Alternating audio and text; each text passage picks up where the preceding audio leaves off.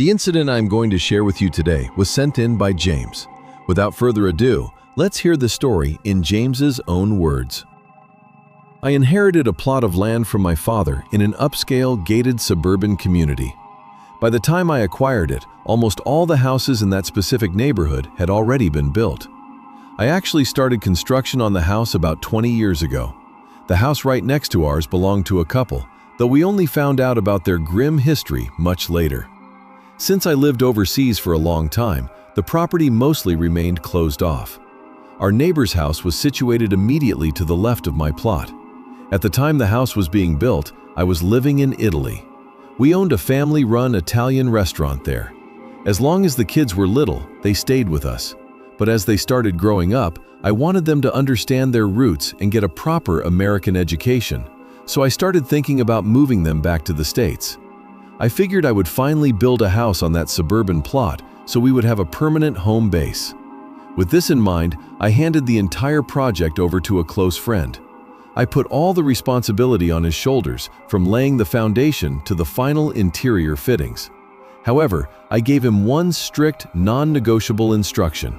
Before digging the foundation, a spiritual healer had to be brought in to bless the ground, and powerful protective talismans had to be buried deep beneath the main support beams.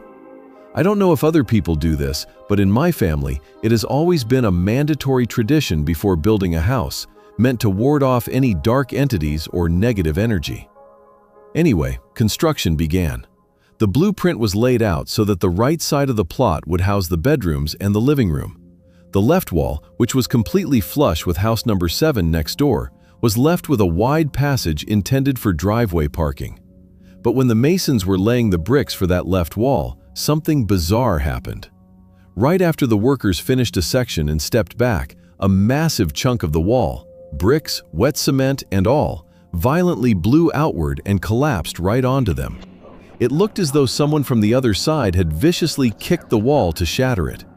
The debris fell from quite high up, severely injuring 2 of the workers' heads. Everyone was utterly stunned.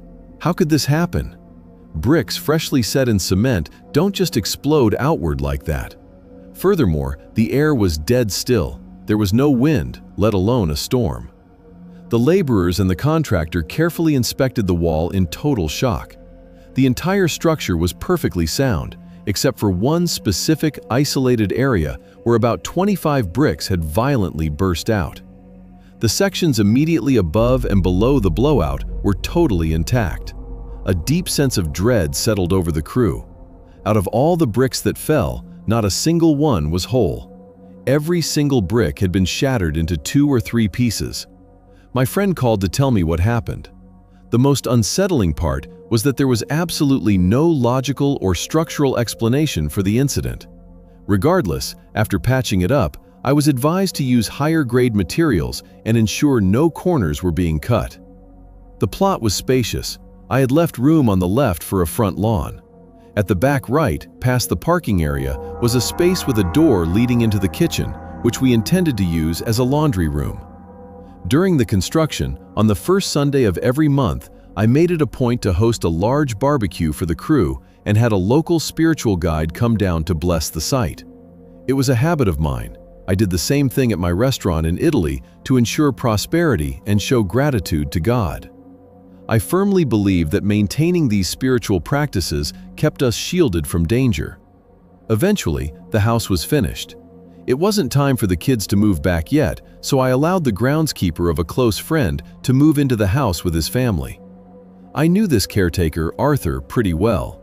But after a while, I noticed Arthur was constantly fishing for excuses to leave the property. Sometimes he'd say, "Sir, I think I need to move out of state." And other times he'd say, "My kid is getting really sick." I assumed that because I was thousands of miles away, he was just making up reasons to quit. He flat out refused to travel overseas to discuss it with me. I got a gut feeling he was hiding something terrifying. Staying there cost him nothing. He had a roof over his head, water, electricity, and gas, all under his control. So what was the problem? I couldn't just leave a massive piece of real estate unattended. I never imagined I'd have to abruptly fly back to the States just to inspect the house and figure out what on earth was wrong with him. So I flew back. Visually, I was thrilled with the construction. The paint job was flawless, but as I walked down the driveway, some strange markings on the left wall caught my eye. The marks trailed from the very top of the wall all the way down to the pavement. At the time, I didn't give it much thought. I tried to calm Arthur down, telling him, "Just stay here a little longer. We'll be moving back permanently soon." But I left the final decision to him.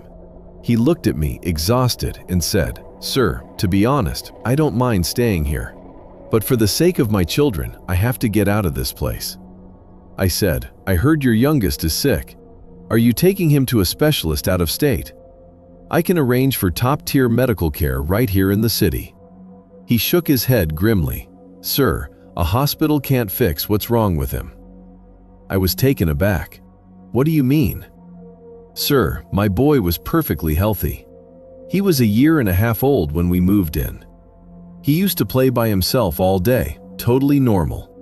But for the past few weeks, horrific things have been happening to him in this house. You were so far away, I didn't want to panic you. My child, he's acting unnerving. During the day, he's dead silent. But at night, he behaves like a feral animal. His tongue hangs out of his mouth, he drools uncontrollably, and he just stares at that driveway wall and screams at the top of his lungs." Arthur grabbed my arm and pulled me outside to the driveway, pointing directly at the wall where I had noticed the strange markings earlier. He gestured at it with a trembling hand. Looking closely, my blood ran cold. They were animal tracks. But they were positioned as if some creature had walked straight down the vertical surface of the wall to the pavement, and then walked straight back up the wall. "Arthur," I said, my voice shaking, "these are animal footprints. How could an animal walk vertically down a wall?" He replied, "Sir, I haven't seen a single animal around here since we moved in. I only see the prints." I tried to rationalize, maybe while you were sleeping, a stray cat or a raccoon got in. He cut me off. "No, sir, it's no cat and it's no raccoon. Stay here for a few days, you'll see." Even though I tried to act brave, his words silenced me. Right then, the memory of the exploding bricks flashed in my mind. I stared at the wall. The bricks had blown out from that exact side. A chill crawled up my spine. What was going on here? Dark, terrifying questions began swirling in my head. I walked closer to examine the tracks. Truth be told, they were far too massive to belong to any cat. And they weren't anywhere else on the property, just clustered in that one specific, impossible spot. I traced the wall upwards with my eyes. That section of the wall connected directly to the roofline of house number 7, which was heavily shuttered and abandoned. I couldn't make sense of it yet, but I knew I had to get to the bottom of this. If I left and someone else complained about this later, what could I possibly do from Italy? I searched the entire property in broad daylight, but found no other marks. However, seeing Arthur's innocent little boy broke my heart. The kid looked emaciated and frail. He just sat in eerie silence, staring blankly into the corner, or he'd fall into a dead sleep. He had practically stopped eating altogether. Arthur showed me a photo of the boy from when they first moved in. The difference between the child in the photo and the hollow-eyed boy in front of me was night and day. Arthur whispered, "This is why I need to leave, sir. What good is a paycheck if I lose my son?" I asked him, "Have you noticed anything else?" He nodded slowly. "Sir, there is something deeply wrong with the house next door. Whatever comes here, it comes from there. At night, the heavy drapes in their windows violently thrash around by themselves, and you can hear horrific noises. It sounds like people brutally attacking each other. Then you hear the sickening thud of a body hitting the floor. But if you run outside to check, there's absolutely nothing." I fell into a deep, uneasy silence. There was no room for doubt anymore.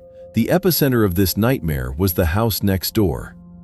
That night, I slept in the master bedroom upstairs, while Arthur and his family stayed downstairs.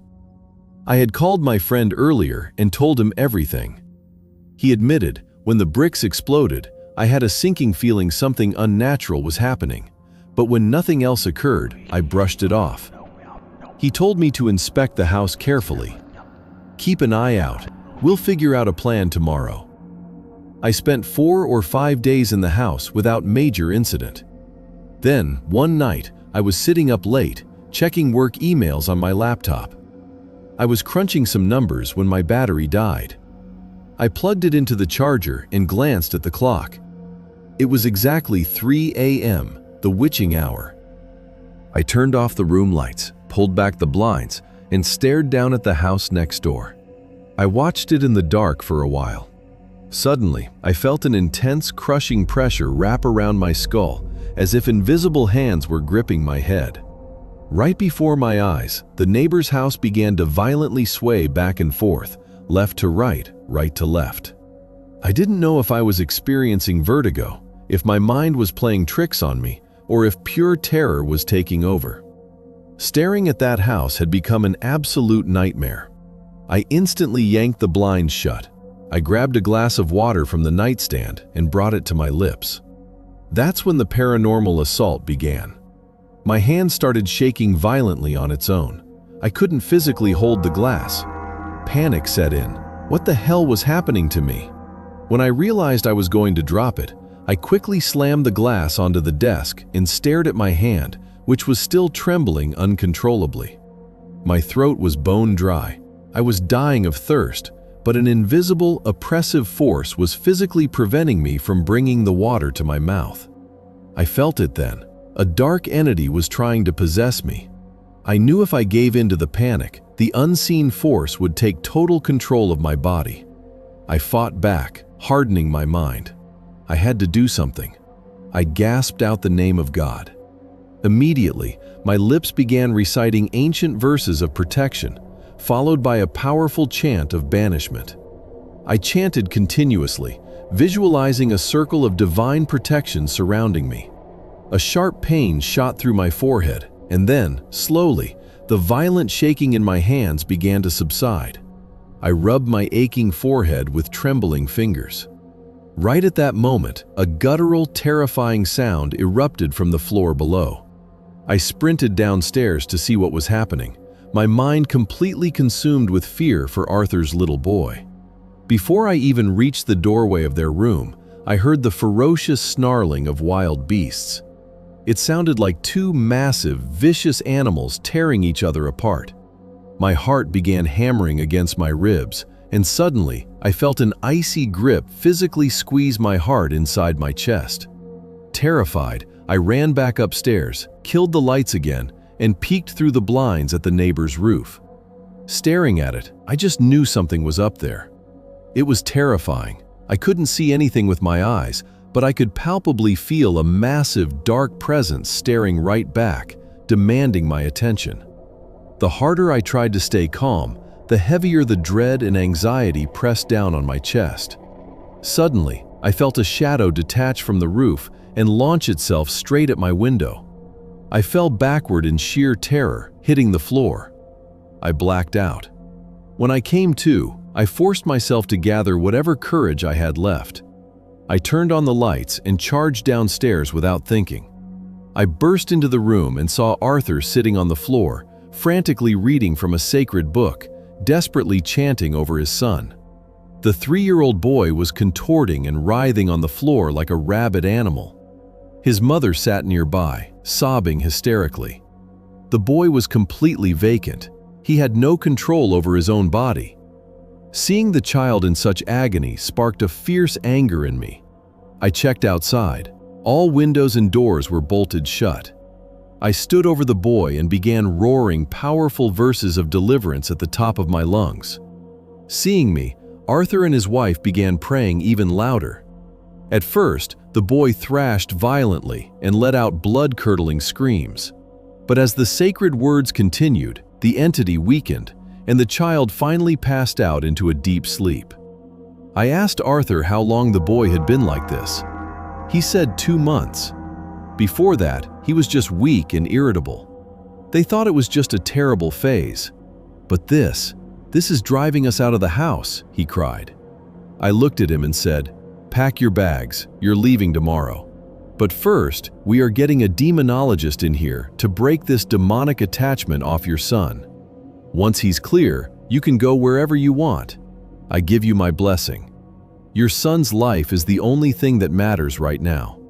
I knew we needed professional spiritual help, and from that moment on, everything turned against me.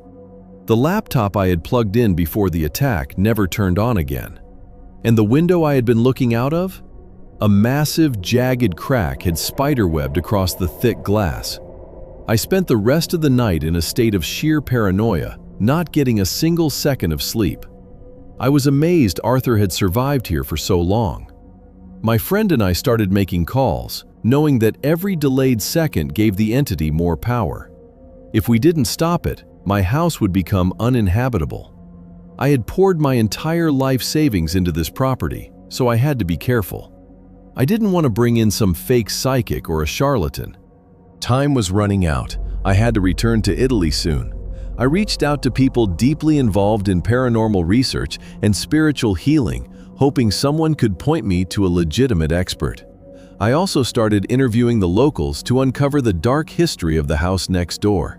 I found out that the previous owners were an elderly couple who lived there with their son, daughter-in-law, and a grandchild. From the day they moved in, a heavy, suffocating depression consumed the house.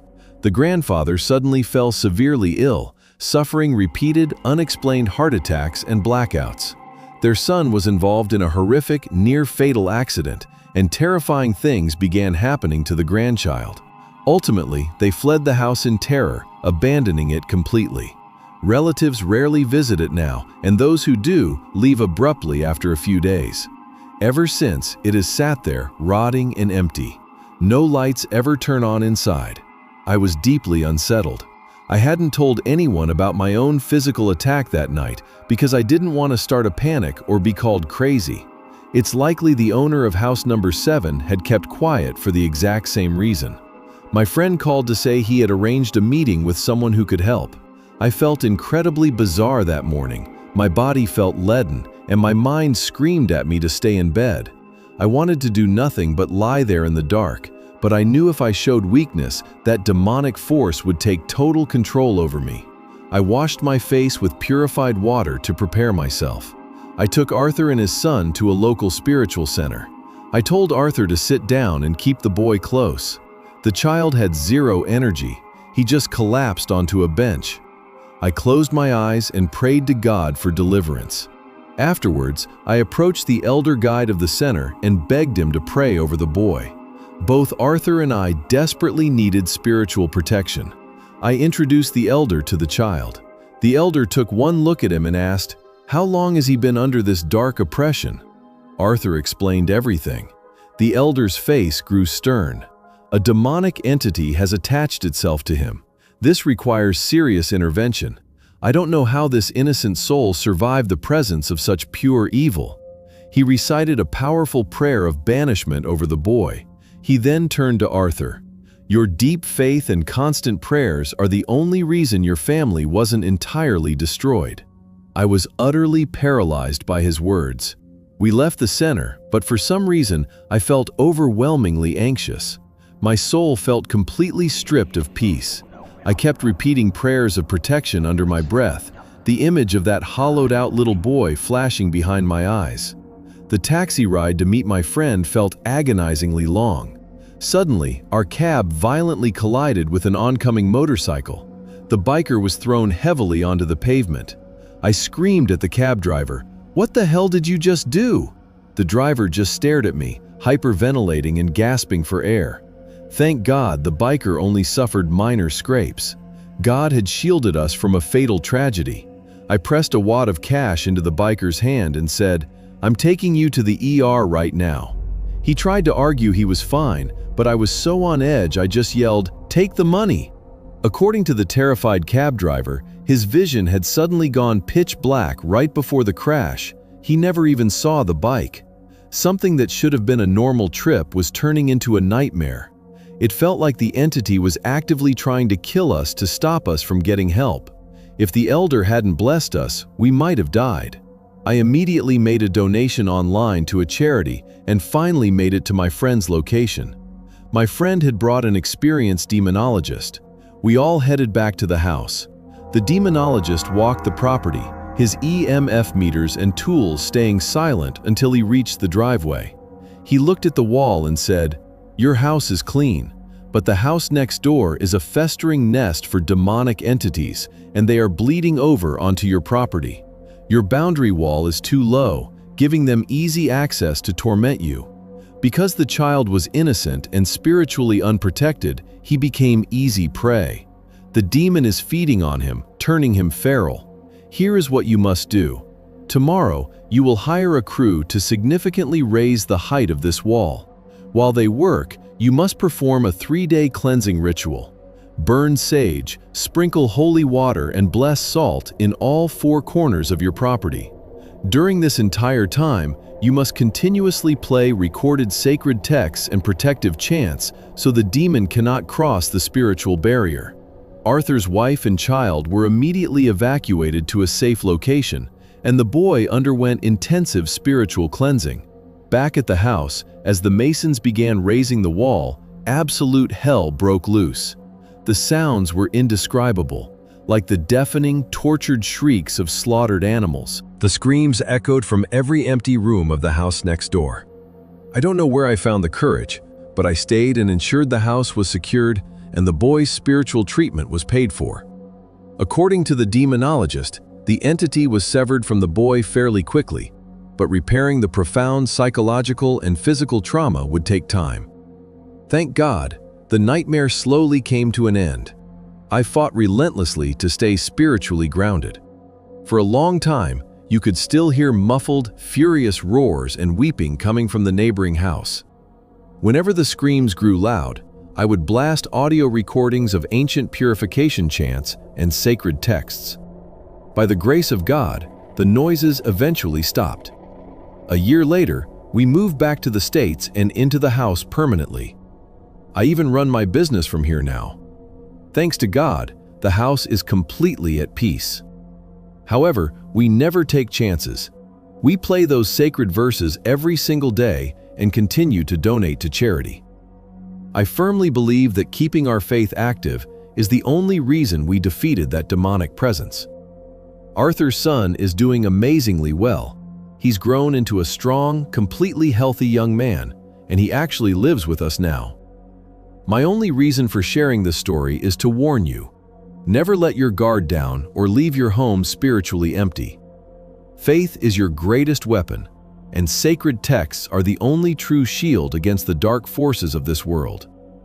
As for how house number 7 became a demonic gateway, no one knows, and no one ever spoke of it.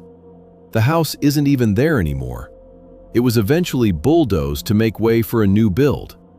But strangely enough, when the new construction started, all work was abruptly halted for 2 solid weeks. For 7 straight days, specialized crews were seen quietly excavating and removing something from deep within the rubble of the old foundation. With that, James concludes his story. I am Aaron, currently a graduate student at Blackwood State University. I won't drag out the introduction and will get straight to the incidents. Incident 1, 2019, Blackwood University campus. Time frame, 2019. I was a freshman at the time. It was a Thursday. Since my home was in the city, I left my dorm around 8 p.m. to head back for the weekend. I called a rideshare car to leave the campus. As the car crossed the old campus quad, the area was completely deserted. The road from the freshman dorms to the administration building had almost no people and no lights, except for a single flickering streetlight. As the car reached the streetlight, I looked up and saw a massive dead tree with absolutely no leaves. Sitting at the very top of it was a figure draped in a white shroud. I said to the driver, "Hey man, look up there." He glanced up, didn't say a single word, and slammed on the gas until we reached the main campus gates. After paying the fare, I asked him, "Did you see something at the top of that tree?" The driver replied, "Don't remind me, kid. If I don't get a fare, I never drive down that road alone. I just take the name of the Almighty and keep moving. Stay safe." And he drove off. I didn't face any other issues on the road and reached home safely. Incident 2. The hand under the bed, same night.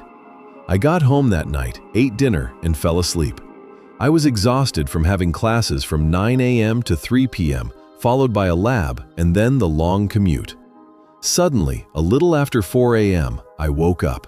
I opened my eyes and realized a hand had reached out from under my bed and was gripping my left knee incredibly hard. I was paralyzed with sheer terror. I expended all my energy trying to physically move, but failed. My brother was sleeping right next to me, but despite my desperate attempts, not a single sound would come out of my mouth. I don't know how long I lay there like that. Suddenly, the deep, echoing chime of the town clock tower struck the hour, breaking the dead silence of the night. Slowly, the grip on my leg loosened. I woke my brother up and drank some water. I had faced 2 terrifying situations in a single day. Incident 3. 2017. Heading upstate. This incident is from 2017.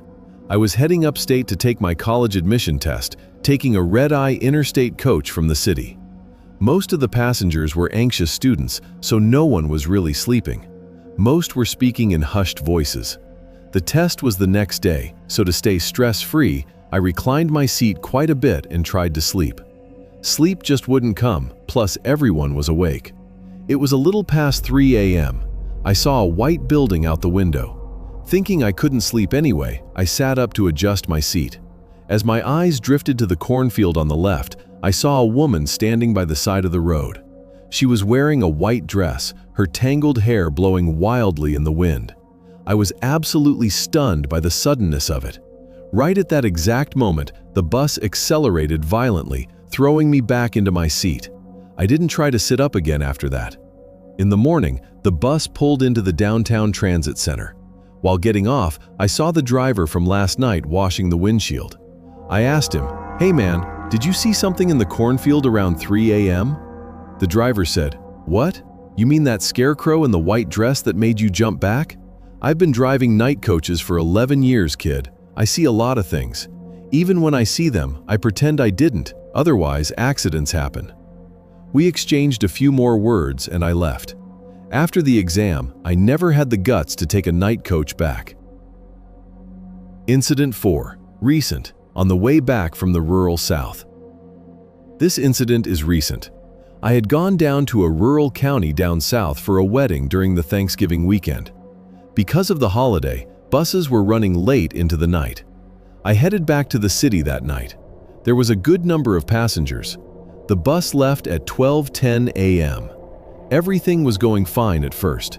I had my earphones plugged in, listening to music. Suddenly, through the music, I heard someone whispering in an incomprehensible, archaic language. My brother was sleeping in the seat next to me. I took off my earphones, total silence. The other passengers were asleep. I ignored it and put the earphones back in. The bizarre whispering through the music started again. I figured it must just be static or the wind.